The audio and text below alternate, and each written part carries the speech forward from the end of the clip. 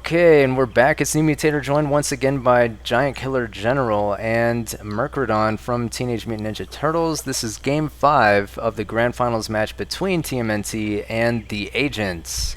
TMNT going to be starting out in the south, the Agents in the north. They're going to be this gray color here. And so far it's tied up at 2 games apiece. So, yeah, what can you guys tell me about this particular map slash game type coming into it? I think it's Tallow Abbey Assassin.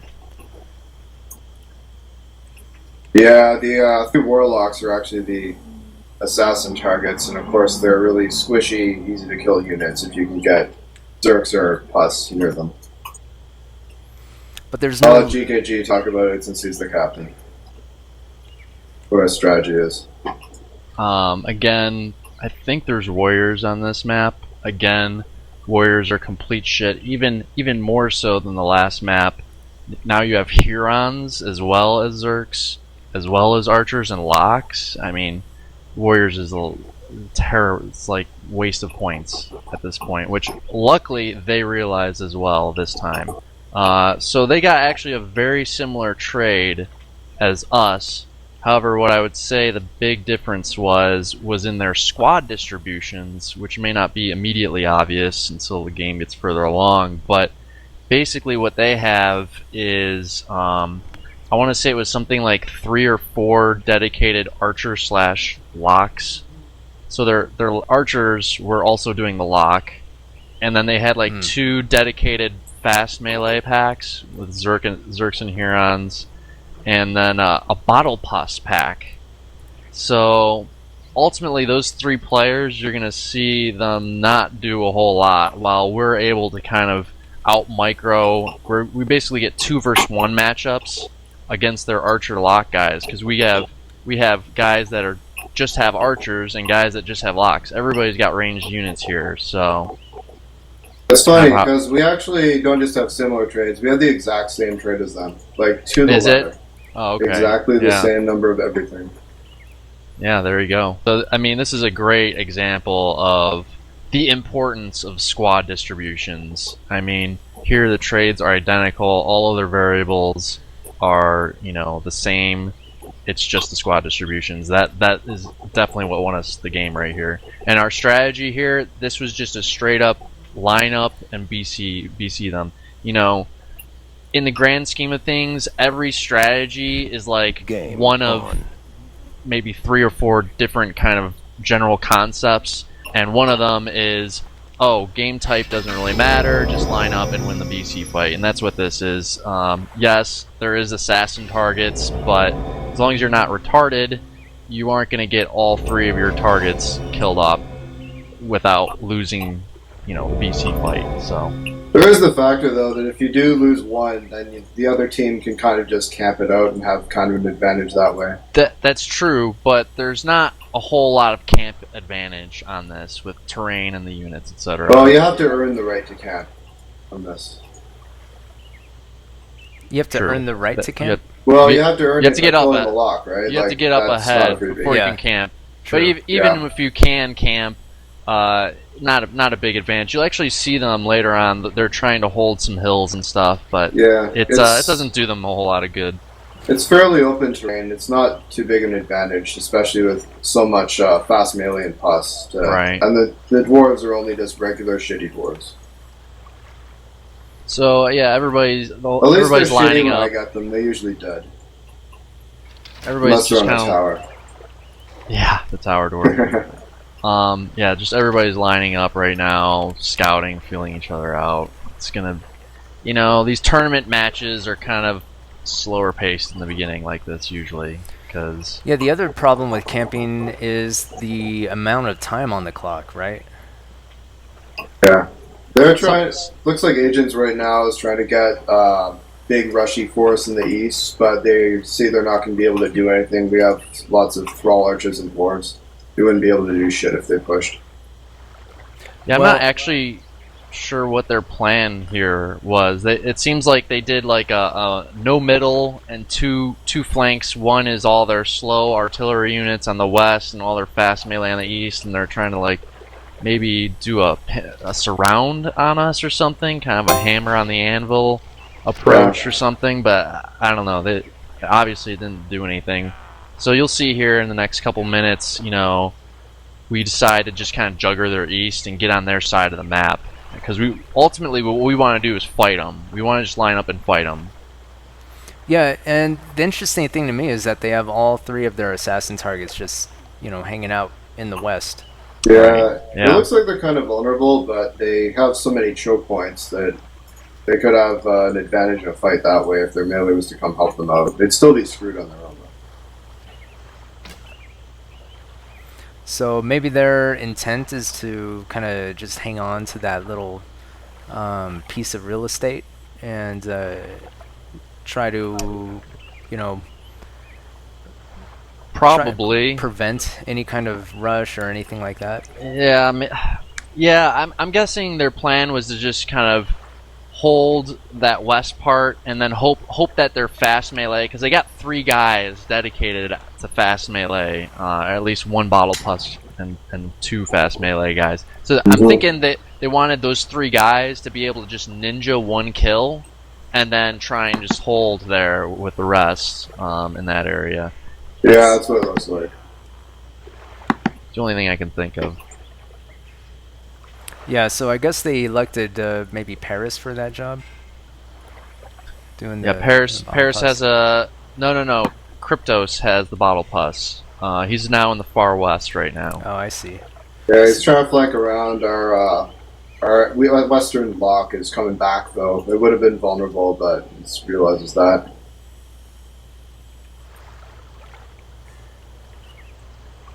Yeah, pretty It's just kind of a big stalemate. We're just staring at each other across the water, pretty much. But we're slowly moving to the east.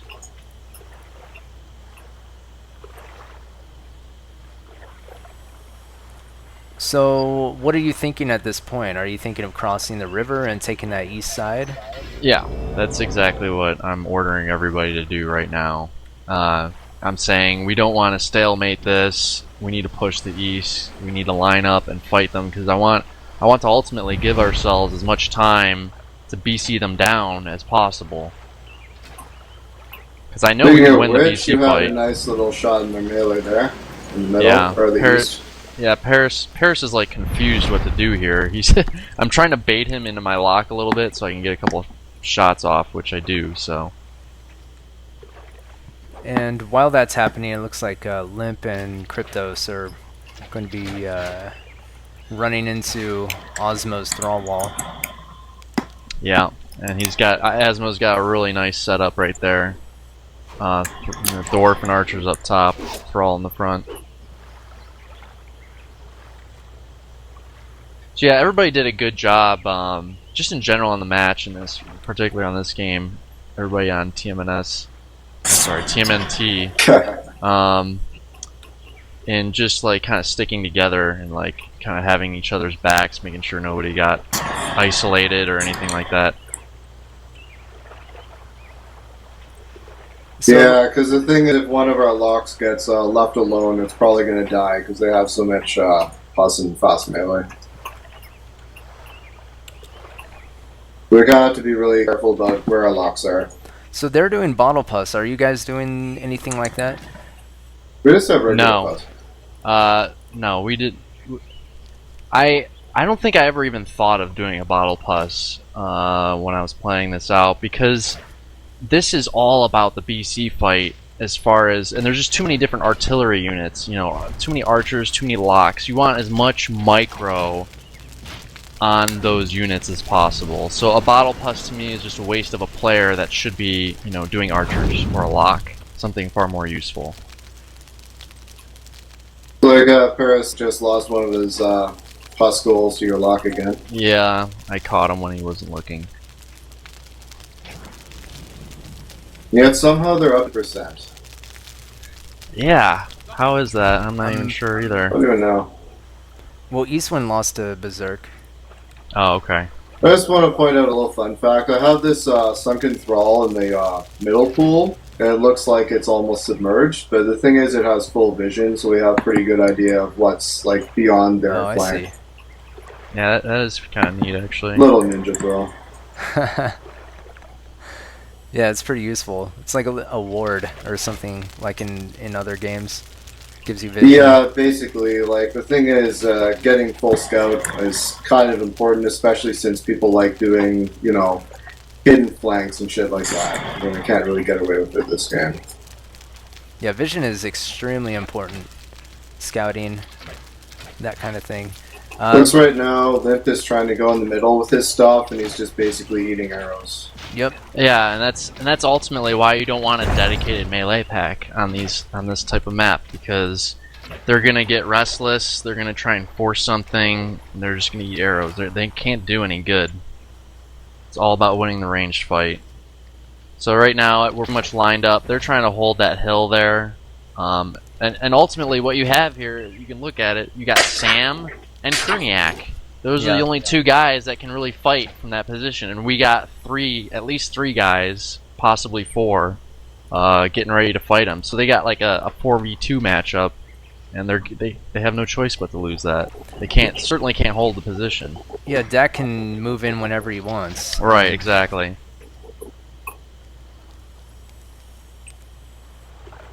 Yeah, one thing about this though is they are at least trying to hold a choke point and a hill, and there's fire arrows in this map and grass, so fire arrows are definitely a big factor in archer fights in this map. The fire in particular burns very well on this map as well. Yeah.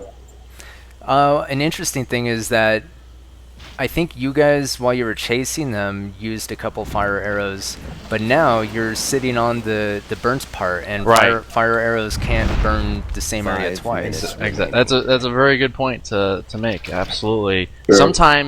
Sometimes in certain situations you almost want to pre-burn a certain area of the ground, for that very reason, so that they can't burn it while you want to, remain in that area. So I just want to point out also that in the east, Cryptos' little pus bottle combo is getting chased off by Eastwind Zerk, but he's managing to get a flank going, and he's going to be aggressive against our lock fairly soon. And we're pushing pretty hard in the north now as well. Yeah, there's fire everywhere. Look at all that fire. Yep.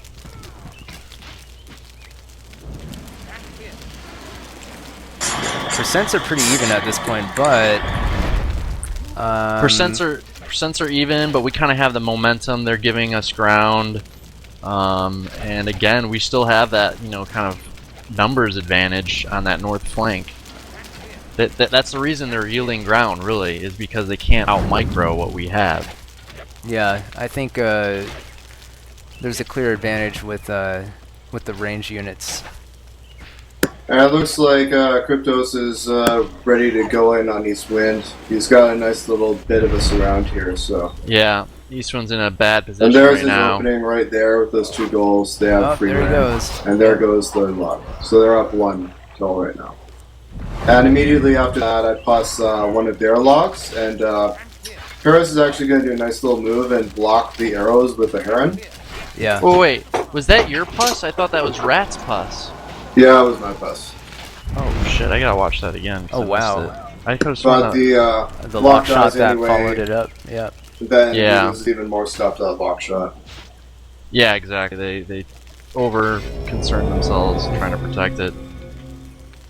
So now we need another kill, because this can't tie. They're up 1. Like, they killed theirs first, so they would win if this dragged on. So we kind of need to push it. Yeah, I thought we had the advantage with that lock kill, and I was like... so did I. Because it was like damn. the exact... It was almost the same time. Same but time, we lost right. our locks. But again, However- we still have the momentum, so... We are still down in percents, surprisingly, but... And I'm guessing maybe that's because Osmo's not doing too great. I'm not really sure. Right now, their melee is kind of... Did you guys see that? Samuel just took out Yeah. Professional Killer's archers. PK's Yeah, archers. that's I actually really did bad. not notice that before. That's really bad, too. I know their fast melee is all on their... Like, over by their own locks, so they don't really have an offense right now. We have a nice kind of, a little bit of a surround on them. It's just you can tell, like, they're in kind of a bad position trying to retreat. And it is 2 minutes, but that 2 minutes is a long time when we're already on top of them. So, Yeah, we can easily kill a lock if we want to do an all-out rush. They don't even have any pus left. They have like one pus roll left. Probably, yeah. And we have a bunch of pus left, so that's gonna be that's bad news true. for them. Yeah, I have my entire force pretty much at this point in the game. Minus maybe 1 plus or something. It looks like East Wind is trying for the flank on those locks. The rest of our melee is nice and spread out too.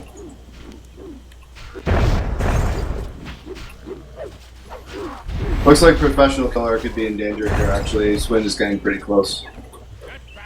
Yeah. Yeah. Definitely, and both of their locks are in the same spot. He needs to firewall right now or he's dead. And he's Well, dead. they're turtled. Their locks are all turtled up. You know, they don't have good position. And They're they've run them screwed. into a wall, basically. Now, here comes a couple of pus goals from looks like Rat Wow. King and GKG. Game over. Yep, nice. Nice, That was a nice fight. nice pus on that. Yep. Yeah, everybody agreed that this game was a fun one to fight. This was one of the few, unfortunately, in this match where it really gave both teams just the opportunity to just line up and fight each other, you know, in open ground. So what do you think? What do you think happened there? Like, why do you think you guys ended up winning instead of the agents? Squad distributions, man, just like I was saying before, squad distributions. Yeah. They had 3 guys dedicated to melee only. So those 3 guys basically did not. Let's actually look at it. You had Limp had melee, Paris had melee, and Kryptos. Kryptos had the bottle pus.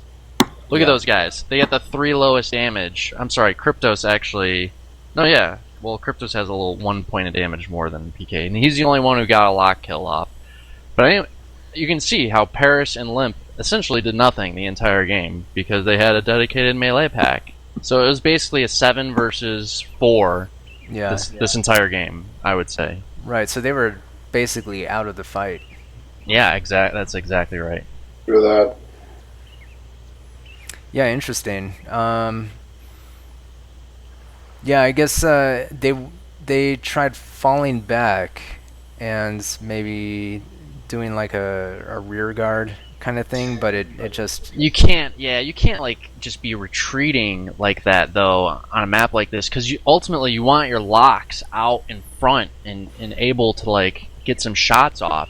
You saw at the end how their locks were kind of forced to turtle up into a position, and in fact Sam locked one of his own guys because their formation was so bad.